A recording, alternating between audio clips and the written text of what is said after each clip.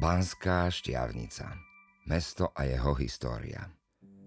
Ráno prichádza so slnkom nad Štiavnickými vrchmi. Prvé lúče dopadajú na strechy a veže mesta, ktoré sa pomaly prebúdza. Banská Štiavnica leží v srdci Slovenska, uprostred Štiavnických vrchov. Mesto, zapísané v zozname UNESCO, má za sebou 7 storočí písanej histórie a ešte staršie príbehy ukryté pod zemou.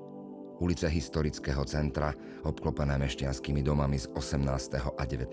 storočia, sú ešte tiché. Pri Starej bráne sa prebúdza malé námestie, kedysi známe obchodmi so zlatom, striebrom a remeselnými výrobkami. Kamenné sochy a veže kostolov vrhajú tiene a nad mestom sa ozýva prvé zvonenie. V časoch baníckej slávy rástlo mesto rýchlo. Námestia žili obchodom a príchodmi ľudí z celej Európy. Rástli remeselnícke dielne a architektúra s bohato zdobenými fasádami. Kostoly boli nielen duchovným centrom, ale aj symbolom bohatstva a prestíže. Najvyššia väža mesta bola orientačným bodom pre pocestných z okolitých vrchov. V interiéroch ukrývajú oltáre s jemnou rezbárskou prácou a fresky, ktoré rozprávajú biblické príbehy i históriu mesta. Štiavnicu si môžete pozrieť aj z pohľadu, kde aj tie najmenšie detaily majú váhu celého mesta. Dnes, keď prechádzate po kamenných schodoch a míňate staré múry, stále objavíte miesta, ktoré sú pre mesto nezameniteľné.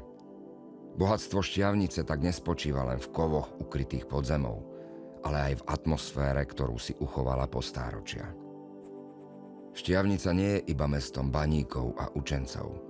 V jej uličkách znejú aj ozveny básnikov a milencov. Nad mestom odpočíva Marina, žena, ktorej Sládkovič daroval verše najdlhšej ľúbostnej básne na svete. Dom jej mladosti síce vyhorel, no dnes znovu vstáva k životu a s ním aj jej príbeh, ktorý zostáva súčasťou mesta. Tak ako sa v jej veršoch prelína vášeň s jemnosťou, aj v meste sa spája tvrdá práca baníkov s poetikou okamihov, ktoré sa nedajú odmerať zlatom ani striebrom. S prvými lúčmi sa mesto naplno prebúdza. Zvony ohlasujú nový deň, ulice zaplňajú kroky a vône. Štiavnica víta každého, kto do nej vstúpi a ponúka mu svoj príbeh. Niektoré tajomstvá mesto prezradí, iné si stráži. No kto vie, koľko príbehov sa ešte skrýva pod jeho kameňmi.